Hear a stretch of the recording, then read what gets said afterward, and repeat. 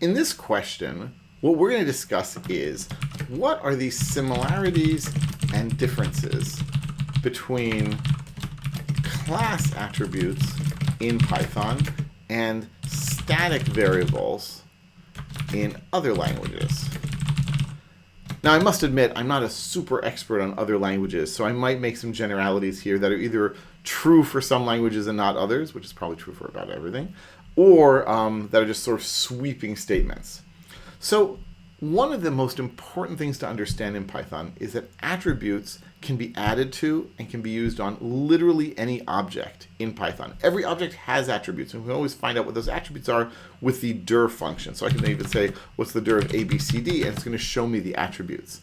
And this list here we get from dir is a combination of the attributes on the object itself, on this string A, B, C, D, and on its class, and on its class's parent. And all the parents going up all the way to object, which is the ultimate object in the Python class hierarchy. So not all these attributes are actually on the string ABCD, but they are accessible via the string ABCD. How can we, when we create a class, add attributes? Well, very easily. I typically am going to use init. I mean, I could of course just add them willy-nilly, but if I say here class person, and I'm going to say here def init self name. And now I say self.name equals name. I am adding an attribute to this particular instance. So self.name equals name. Now when I say p equals person of, let's even do p1 equals person of name1.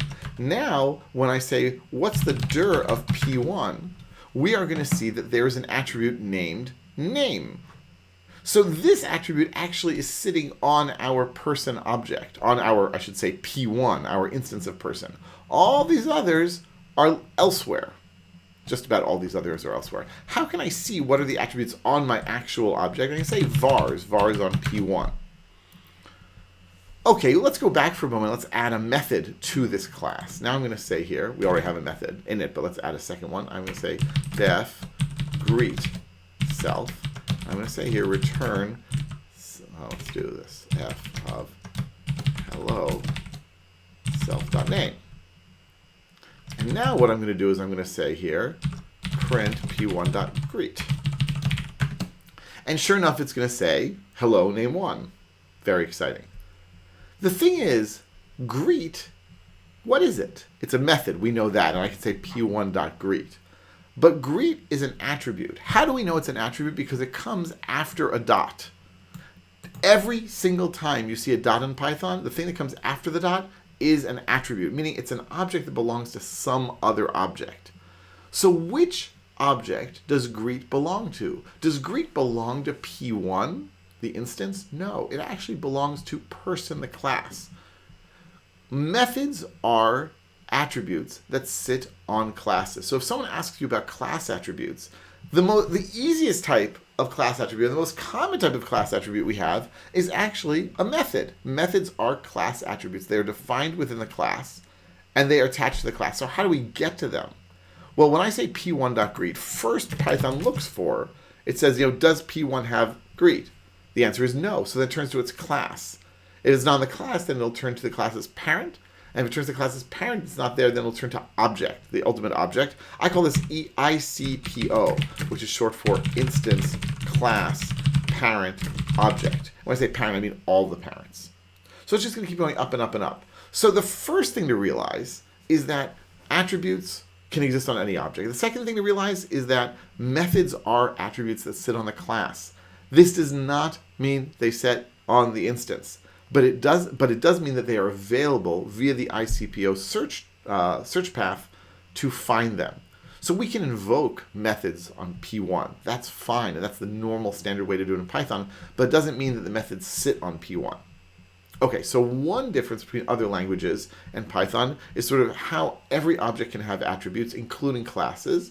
They're attributes, they are classes, they are objects just like everything else. But we can make it sort of more interesting also. We can also say that there is actually a data attribute sitting on our class. So what if I say here p1 equals person name1 and p2 equals person name2? Now I have two different instances of person, each of which has its own name. So we can say here print p1 greet, print p2 greet. And what we now have is 3 objects in our little universe. We have the person object, which is a class. We have p1, which is an instance of person, and p2, which is an instance of person. But let's say I want to keep track of the population. So I can say something like this. I can say population equals 0. Now I have a class attribute, and it's data. Moreover, it doesn't look like an attribute because it doesn't have a dot before the name, but that's because inside of a class definition, it's sort of like inside of a module, but without the external file. So all the variables that we define inside of a class are actually seen by the outside world as attributes. And now what I can also do then is say, every time we create a new person, I say person.population plus equal 1. Plus equal 1. And so now what we know is I can say here print person.population, and then I'll say here at the end print person.population. And sure enough, we're going to find out that at the beginning there were 0 people, and at the end there were 2 people. Totally reasonable. This person.population is an attribute of the class. And unlike static variables in other languages, it is not shared. Remember, every single attribute is owned by one and only one object. So it's not that person.population is shared with p1 population, shared with p2 population. But it is true that we can print at the end here, print p1.population and print p2.population. And we're going to see exactly the same result, not because p1 has population, not because p2 has population, but because of the ICPO search. When I say p1.population, Python says, okay, does population exist on p1? It does not, so let's go search on the class.